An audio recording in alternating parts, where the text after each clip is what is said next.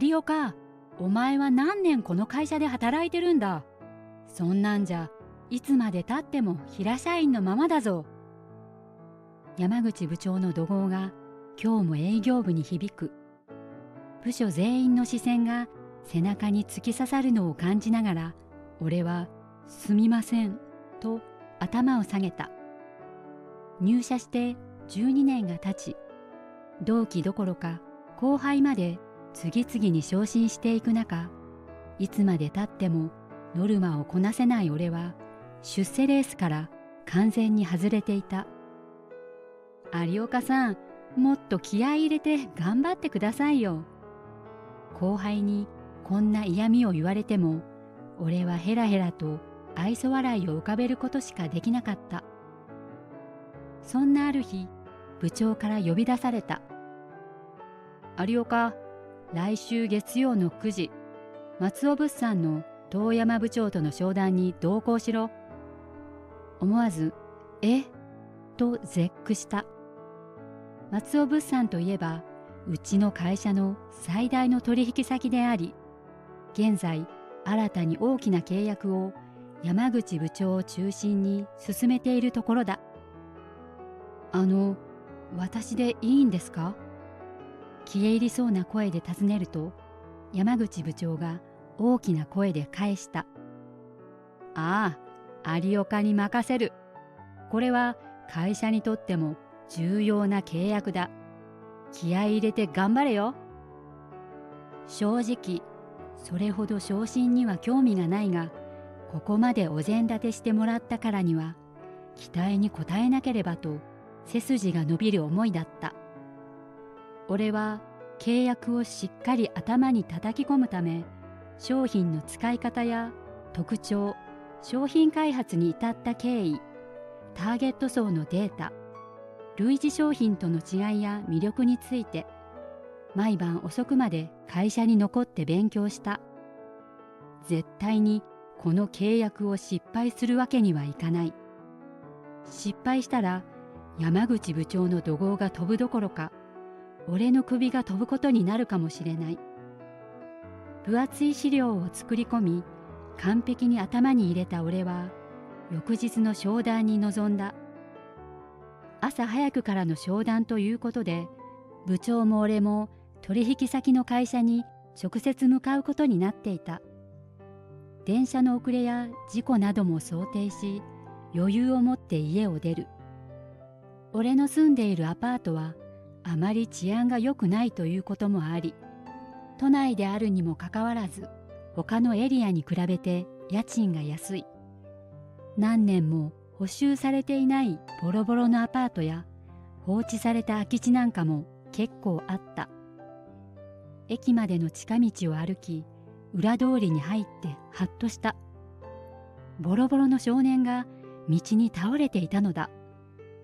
少年に駆け寄ろうとして商談のことが頭をよぎった。こんなところで声をかけてる場合じゃないだろう。きっと誰かがこの男の子を見つけてくれる。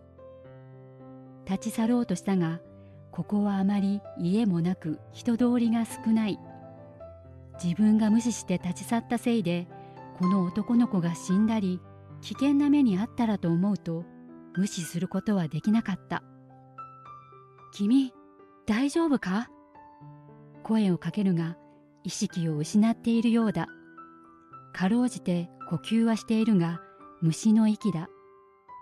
救急車を呼ぶからしっかりするんだ。彼の手を握って必死に呼びかけると、119番を押した。火事ですか？救急ですか？返答よりも心臓がバクバクする音の方が大きく響いていた。救急です。パニックになりそうになるのを必死に抑えながら質問に答えていく。早く来てくれ。祈るような気持ちで男の子の手を握り、救急車を待つ。昔、心肺蘇生の講習を受けたことがあったが、全然思い出せず、スマホでやり方を検索する。胸骨圧迫を30回、人工呼吸を2回。こんな素人の自分が心肺蘇生なんてしていいのだろうか、できるのだろうかと思いながらも、今この子を救えるのは自分だけだと気持ちを奮い立たせる。片手で胸骨を圧迫し、もう片方の手で気道を確保。胸骨圧迫を30回してから人工呼吸で息を吹き込み繰り返す。救急車の音が聞こえてきて動きを止めると、男の子の体がピクッと震えた。僕、弱々しい声に力強く答える。救急車が来たからもう安心だぞ。男の子は安心したようにうなずいた。救急車が止まり、救急救命員が素早く男の子の容体を確認する。呼吸、脈拍は正常。意識もあります。それから俺に振り向く。ご家族の方ですか？いえ、道で倒れているのを発見して通報したものです。できれば付き添いお願いしたいのですが。救急救命員の言葉に眉をしかめた。腕時計に視線を落とすと、今すぐ行けばギリギリ商談に間に合う。申し訳ないのですが、言いかけた俺の裾を男の子がぎゅっと握る。お願い、一緒にいて。小さな手は冷たく震え、俺を見つめる瞳は潤んでいた。そんな手を振り払えるほど冷酷無比になれなかった。救急車に乗り込み電話しようと思ったものの、サイレンの音が大きくてできない。そこで山口部長の携帯と取引先の遠山部長にメッセージを送り、諸事情により商談に出席できない旨を伝えお詫びした。終わったな。がっくりと肩を落としながら男の子を見つめると、俺を見て安堵の表情を浮かべている。彼に文句など言えない。決めたのは自分なのだ。病院に到着すると、すぐさま取引先に電話をかけた。会社名と名前を告げ、遠山部長への取り次ぎをお願いする。商談より大事なことがあるか。契約は中止だ。何度も謝罪し、別日程で話を聞いてもらおうと必死に掛け合ったが、遠山部長の怒りを鎮めることはできなかった。山口部長にも連絡したが、お前には失望させられたと言われて申し訳ない気持ちになった。その後、病院に男の子の両親が駆けつけた。本当に何とお礼を言ったらいいか。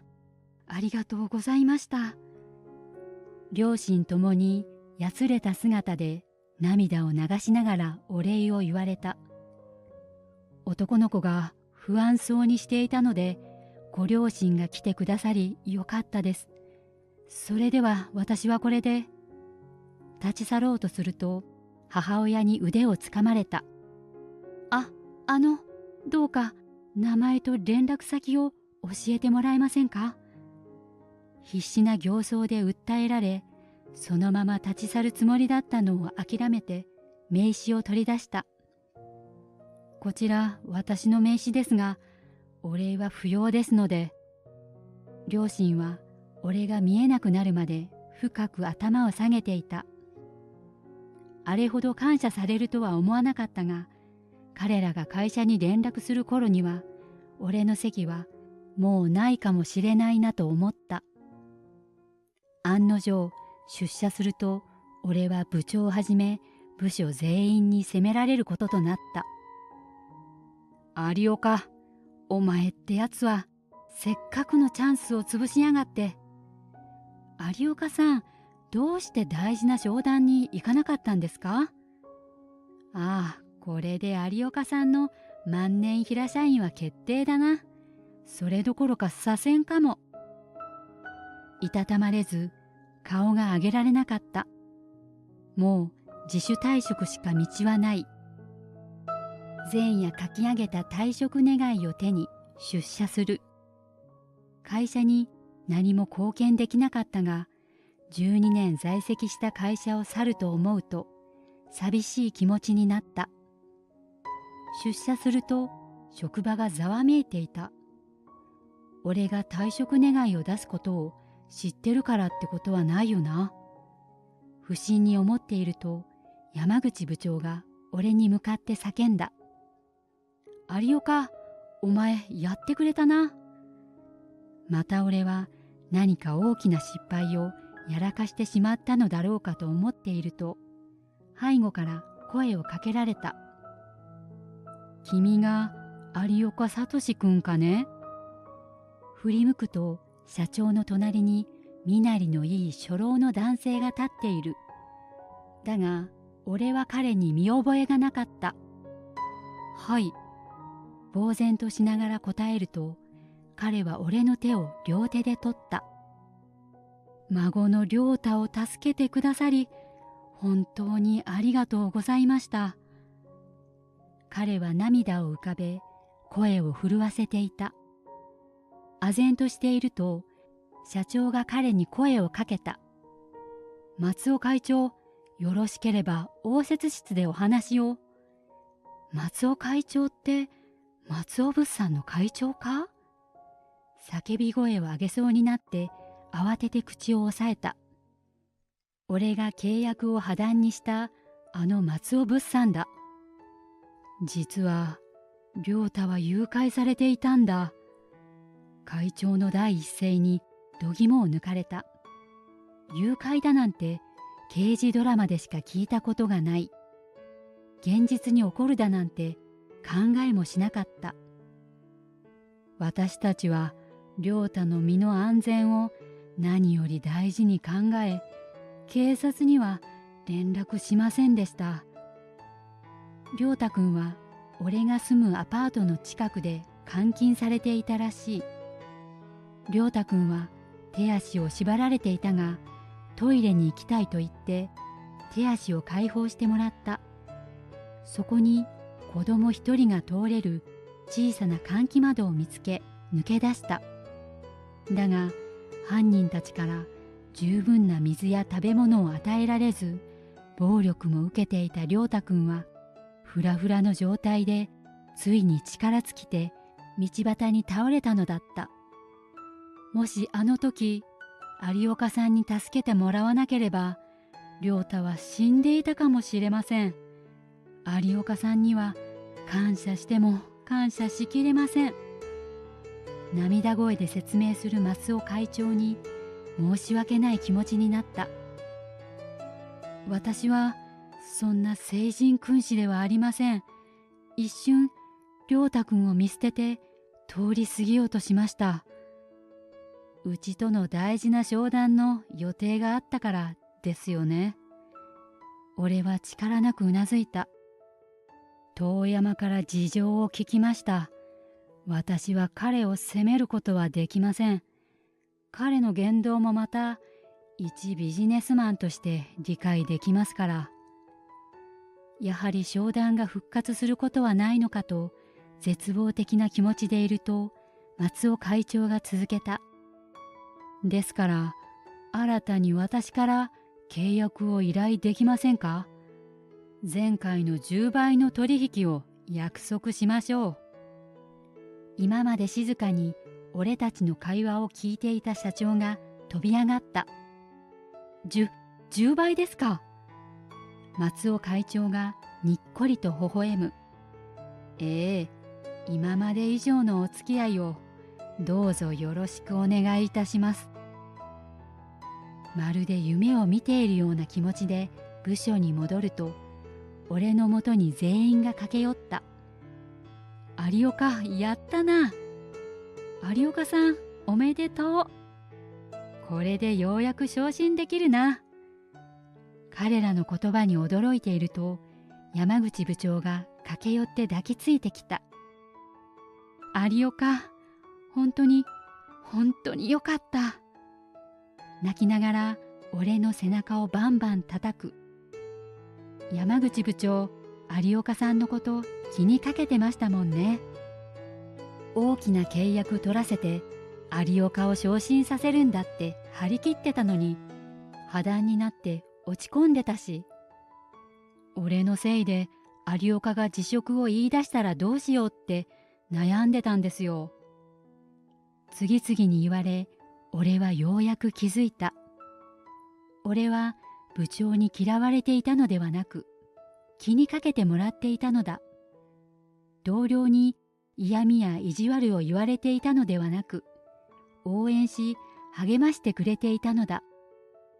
俺が自分に自信を持てないばかりに、皆からの好意をマイナスのものとして受け取っていたのだ。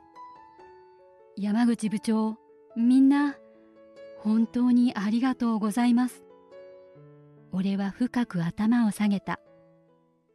それから俺は自分を変えるため努力した。できるだけ清潔に見えるよう見た目を変えた。以前はセールストークをうまくしなければと緊張してかえって失敗していたが、今は話すよりも聞く方に力を入れた。顧客の話からニーズを読み取り、それに合った商品や契約を進めるようにした。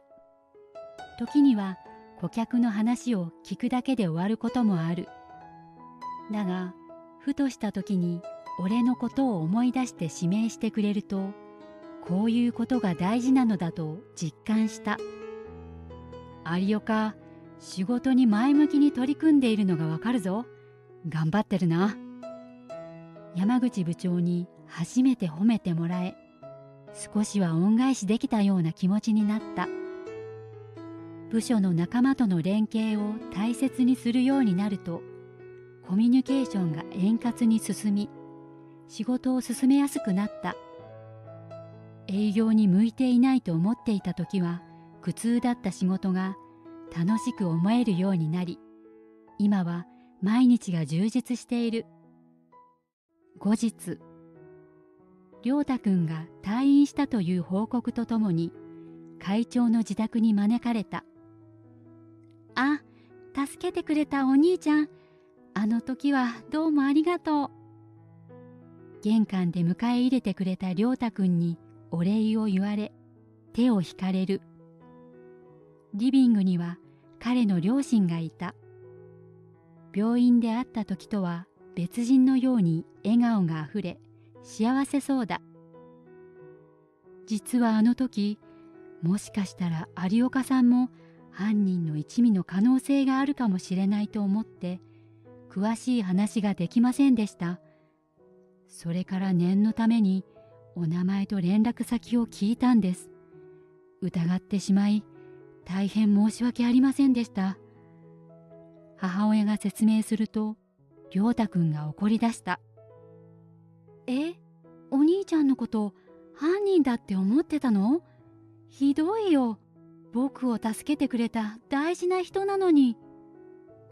母親だけでなく、父親も申し訳なさそうに頭を下げた。